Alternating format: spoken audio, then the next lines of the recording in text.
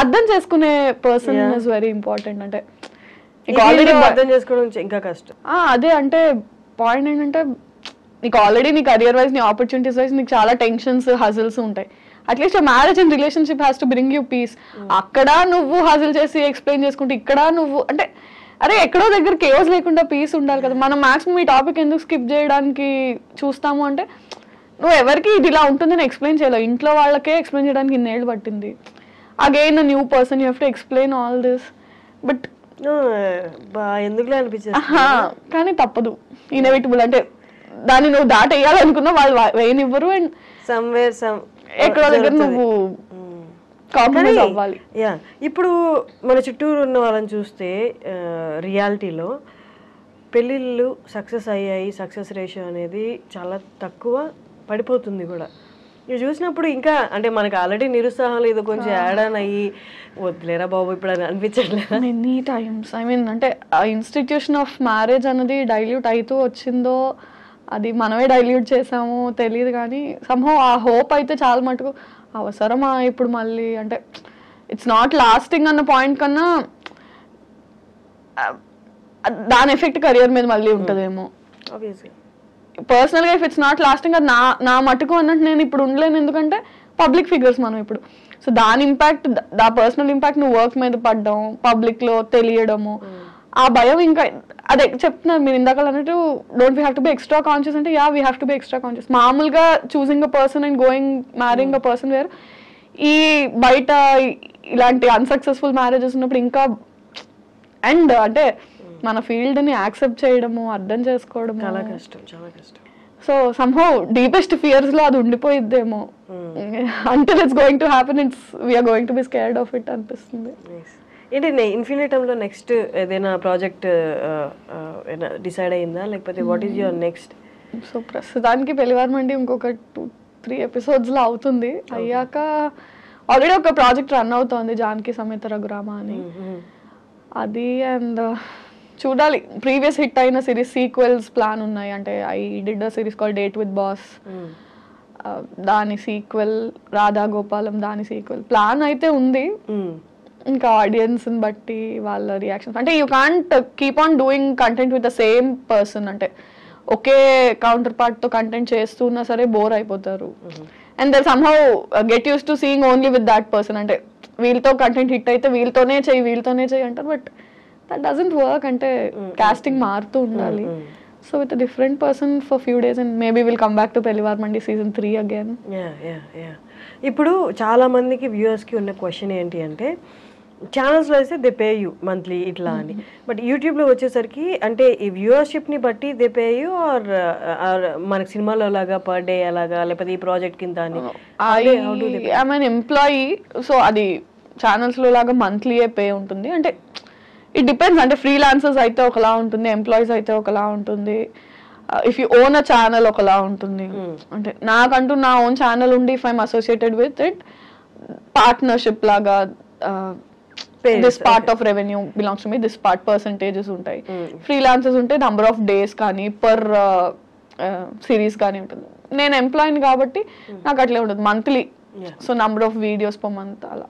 So it depends on different people. Now that I am associated with Infinitum, I am an employee with Infinitum. So salary.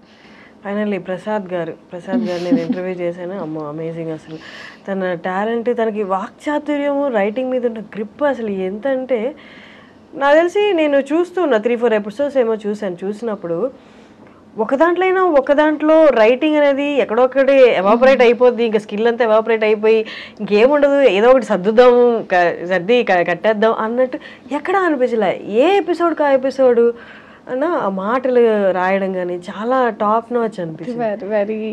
Very talented. నేను ఎప్పుడు ఆయనతో అంటాను, you have Saraswatidevi మీ దగ్గర ఉన్న రోజులు you will prosper అని. అంటే is very talented లేండి. అంటే ఆ విషయంలో అదే అంటున్నాను, చాలా మంది పాపం మన ఇండస్ట్రీలో మన ఫీల్డ్లో టాలెంటెడ్ ఉన్నారు. రైట్ టైం తను కూడా చాలా రోజుల నుంచి ఉన్నాడు. ఆల్మోస్ట్ అంటే I don't know how many number of years, but నేను వచ్చి 4 ఏళ్ళు అయింది, తను నాకన్నా చాలా ముందు నుంచి ఉన్నాడు. అండ్ ప్రాపర్ బ్రేక్ తనకి వచ్చి ఉండింది, కానీ చాలా హ్యూజ్ సక్సెస్ ఈ మావిడాకులు పెళ్లివారమండితో నెక్స్ట్ లెవెల్కి వెళ్ళిపోయాడు. పీపుల్ నో హిమ్ ముందు కూడా, very successful he was. So మెట్టు ఎదుగుతూ now that is working for films also, రాస్తున్నాడు. గుడ్ అంటే వెన్ మనుషులు ఎదుగుతుంటే యూ ఫీల్ నైస్ మన వాళ్ళు అనే దట్ ఫీలింగ్ ఇస్తారు. నార్మలీ ఒక యాక్టర్ మన స్టార్టింగ్లో కొంచెం రిలేటెడ్గా దీనికి మాట్లాడుకున్నాం, బట్ క్వశ్చన్ ఫార్మాట్లో ఇప్పుడు అడుగుతున్నాను. నార్మలీ ఒక యాక్టర్ ఏ ఇమోషన్ అయినా కరెక్ట్గా ఇమోట్ చేయాలి అంటే పర్సనల్లీ తన ఆ ఇమోషన్ని గట్టిగా ఫీల్ అయి ఉండాలి అని. ఫర్ ఎగ్జాంపుల్ హ్యూమర్ రాసే వాళ్ళకి విపరీతమైన లైఫ్ హర్డిల్స్ ఇచ్చి ఉంటుంది అంటారు. అలాగా యాజ్ అన్ యాక్టర్గా నువ్వు ఫుల్ ఫ్లెడ్జ్డ్గా నువ్వు కనిపించాలి అంటే నీ యాక్షన్లో నువ్వు అన్ని ఇమోషన్స్ గో త్రూ అయి ఉండాలి అని. How far do you agree with that? Go through అయ్యి ఉండాలి అంటే యాజ్ పీపుల్ మనం అందరం గో త్రూ అవుతాం. అంటే యాక్టర్ కాకపోయినా ఫర్ ఎగ్జాంపుల్ ఒక కెమెరామ్యాన్ అయినా సరే ఏడుస్తాడు, నవ్వుతాడు, బాధపడతాడు, ఆనందపడతాడు. Every person goes through all emotions in his life. అంటే సో ఎందుకు జనాలు చూసి నచ్చుకుంటున్నారు అంటే వాళ్ళు ఆ సీన్ లో ఏడ్చారు, యాక్టర్స్ ఏడ్చి చూపించారు, దానికి వాళ్ళు రిలేట్ అయ్యారు. So all of us go through all those emotions to perform them. అంటే ఆన్ స్క్రీన్ మీద నేను ఏడ్చినట్టు నవ్వినట్టు రియల్ లైఫ్ లో అంత నవ్వకపోవచ్చు, అంత ఏడవకపోవచ్చేమో. కానీ acting is about making it loud and making people also feel along with you. అంటే అంత బిగ్గర్ గాను అంత ఏడుస్తూనో నిజం లైఫ్ లో మనం ఏడకపోవచ్చు, ఓ రూమ్ లోకి వెళ్ళి ఎవరు చూడకుండా ఏడ్చేసి వస్తామేమో. But on screen if you're crying you have to make it so visible, so loud, so teary that people say అర్రే నిజంగా అందరం అలా ఆడవం.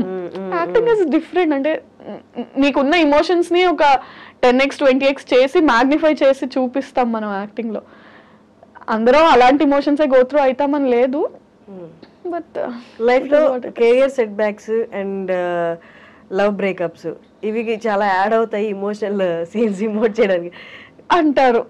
బట్ అంటే I should tell you I seen writers అంటే ఎంత ఇమోషనల్ సీన్స్ బ్రేకప్ లవ్ గురించి ఎలా రాస్తారంటే అదే ఖచ్చితంగా వీడు ఒక 4-5 సార్లు జీవితంలో దెబ్బతిని ఫినాన్షియల్ గా పడిపోయి చూస్తే రిచ్ లైఫ్, అది అసలు ఏం గోత్రూ అయి ఉండకుండా ఏం ఒక లవ్ స్టోరీ లేదు, ఏం లేదు, చిల్లర. కానీ ఎలా బ్రో ఇంత బాగా రాసావు అంటే ఇట్ కమ్స్ అంతే.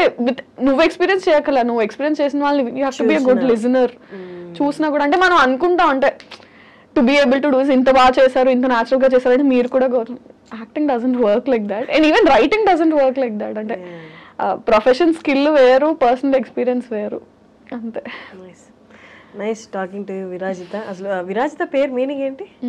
సమ్మన్ హూ విరజల్లడం, డిస్ట్రిబ్యూట్ చేసి స్ప్రెడ్ చేసే పర్సన్. మంచి పేరు అసలు. చాలా రేర్. డాడీకి థ్యాంక్ యూ చెప్పాలి, చాలా మంచి పేరు పెట్టారు. చాలా రేర్ కదా ఆ పేరు, పలకడానికి కూడా చాలా కష్టపడతారు. నేనే 2-3 సార్లు తడబడ్డాను. మామూలుగా పలికేసాను కానీ రోల్ అయ్యే కెమెరా అలవాటు అయిపోయాక. That's nice. Great talking to you. No, same kind of journey కదా. It was like నాకు చాలా హ్యాపీగా అనిపించింది ఇవన్నీ షేర్ చేసుకోవడం, మాట్లాడడం. ఇంటర్వ్యూ కాకంటే షేర్ చేసుకున్నట్టుంది. Yeah, that's nice for thank you for coming and all the best for your next projects. Thank you so much.